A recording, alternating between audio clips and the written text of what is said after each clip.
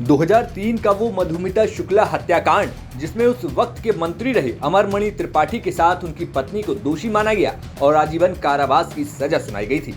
लेकिन अब उस मामले में अमरमणि त्रिपाठी और उनकी पत्नी को जेल में आचरण ठीक होने की बात पर रिहाई दे दी गई है और इस रिहाई के बाद पूर्वांचल की राजनीति में फिर एक बार मधुमिता शुक्ला का किस्सा छिड़ गया है। इस रिहाई पर जहां मधुमिता के परिवार ने सवाल उठाए, तो वहीं सपा की मैनपुरी से सांसद डिंपल यादव ने भी गंभीर बातें कह डाली। अमरमणि की रिहाई पर डिंपल यादव ने कहा कि जो रिहाई के फरमान निकाले जा रहे हैं वो हमारी संस्कृति कानून के लिए ठीक नहीं है। मैम, अमरमणि त्रिपाठी की रिहाई जो हो रही है उसको लेकर क्या कहती हैं?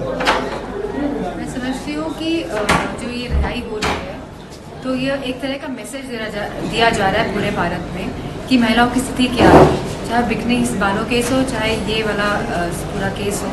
तो इस तरह के जो ये आ रहे हैं रिहाई के जो ये फरमान निकाले जा रहे हैं, मैं समझती हूँ ये हमारी भारत की संस्कृति सभ्यता और महिलाओं के लिए बिल्कुल सही तरह का संदेश नहीं जा रहा है। बता दें कि 2003 में देश के सबसे बड़े राज्य उत्तर प्रदेश की राजधानी लखनऊ में हुए एक हत्याकांड ने तत्कालीन सरकार को हिला कर रख दिया था। हत्या हुई युवा कवयित्री मधुमिता शुक्ला की, जिसमें नाम आया बाहुबली नेता अमरमणि त्रिपाठी का और उनकी पत्नी मधुमणि त्रिपाठी का। बाद में हाईकोर्ट ने पति पत्नी समेत अन्य को इस मामले में उम्र कैद की सजा सुना दी।